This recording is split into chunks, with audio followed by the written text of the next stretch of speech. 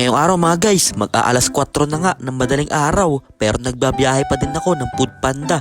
Meron kasi akong kailangan pag-ipunan, aalis daw kasi kami, pupunta daw kami ng Baguio. Kaya kahit inaantok na ako dyan, hindi pa din ako tumitigil sa pagde-deliver. Kailangan ko kasi kumita para meron akong pampacket money. Baka bigla kasi akong makabangga ng palamig dito sa Baguio habang naglalakad, wala akong maipambayad. Kaya bigla na nga nagpakitang gilas dyan si Manager Honey ng kanyang mga tinatagong galaw. Akala ko nanonood lang siya dito. Maya-maya lang ay bigla siyang pumasok dun sa gitna para magsasayaw. Akala mo lokal sa Baguio. Magre-relax nga muna kami dito at magsasaya. At syempre magpapalamig din ng ulo. Kaya kung wala kayong ginagawa ay samahan nyo muna kami dito sa aming trip. Let's go!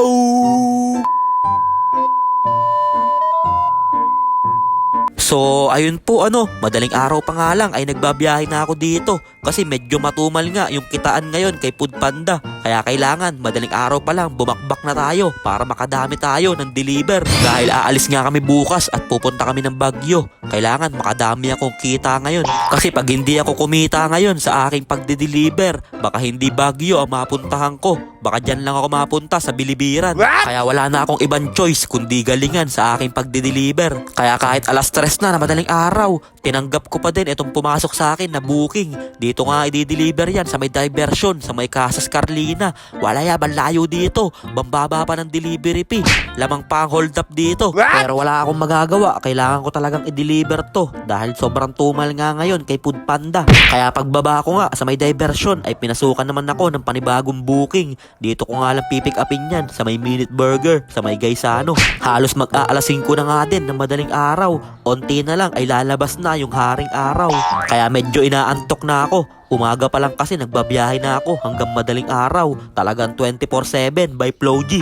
At 5:30 na ng madaling araw, ito na nga din yung last deliver ko. Pinasukan ako sa may palengke. Kaya pag uwi ko nga sa bahay, nagluto kagad ako ng napakasarap na almusal para mapakain ko na si Manager Honey.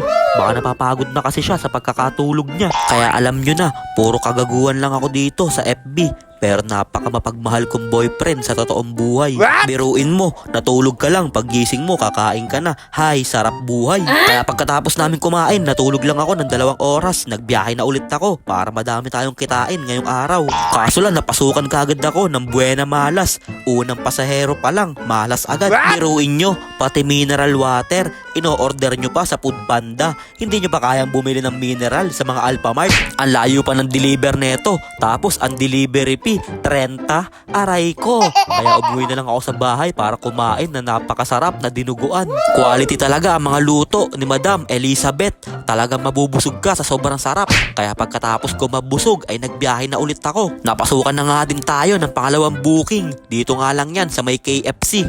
Isang bucket nga pala yung order sa atin dyan. Gusto ko na nga food tripin yan. Ang tagal kasi lumabas nung ating customer. Gusto ko na iuwi. Kaya pagkatapos ko nga i-deliver yan ay dumiretso na ako dito sa may bagong court sa may Kalumpang. Kasi papanoorin ko mag-basketball yung aking mga tropa. Pero hindi ko na sila ibablog. Ang kakapal naman ng mukha niyang mga yan. Kung ibablog ko pa yan, wala naman silang mga bitaw. Hindi nga din ako nakalaro dun sa unang laro namin. Kaya dito na ako naglaro sa pangalawang laro. Dito lang yan sa may Elabil. Kaso lang, ngayon lang ako makakakursunada mag-basketball. Wala pang dumating na kalaban. Papakitaan ko pa naman sana sila ng aking mga tinatagong galaw. Yung pala ako lang mag-isa yung maglalaro dito. Naka-complete uniform pa naman ako tapos walang dumating na kalaban. Aray ko. Pero okay nga lang na walang dumating na kalaban para hindi na din kami masyado mapagod. Dahil mamayang gabi na nga din kami aalis papunta ng Baguio. 3 days nga kami dun. Kaya magpapahinga muna ako dun. Mawawala muna ako ng 3 days dito sa Binangonan. Kaya pagkatapos namin mag-intay dito sa wala ay umuwi na nga din ako para mag-asikaso na ng mga gamit. At maya-maya lang ay okay na nga lahat. Itong mga dadalin namin na mga bag. Napakadami namin dalang bag. Akala mo pupunta kami sa Canada. Napakadami nyo naman dinalang mga bag. Mga beshi. Hindi naman tayo pupunta sa Canada. Dito lang tayo pupunta sa Baguio City. Pero solid dito sa Baguio. Napakadaming masisipat. Maglalakad-lakad ka lang, makakasipat ka na ng anli. Basta isusuot mo lang yung shades mo para hindi ka mahalata na tumitingin ka sa kanila. Pero joke lang, malabo ako sa mga ganun. Hindi ako mahilig tumingin sa mga EA. Pero kung ganitong EA cakes naman yung titignan mo, ay bakit hindi?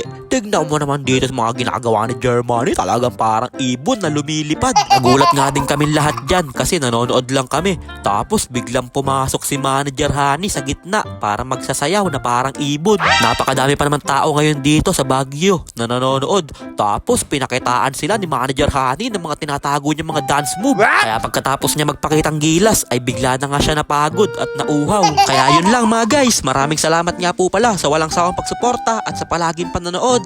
I-follow nyo na si Ninin Vlogs para sa mga susunod pang vlogs. Mag-ingat po kayo palagi. Bye bye yo!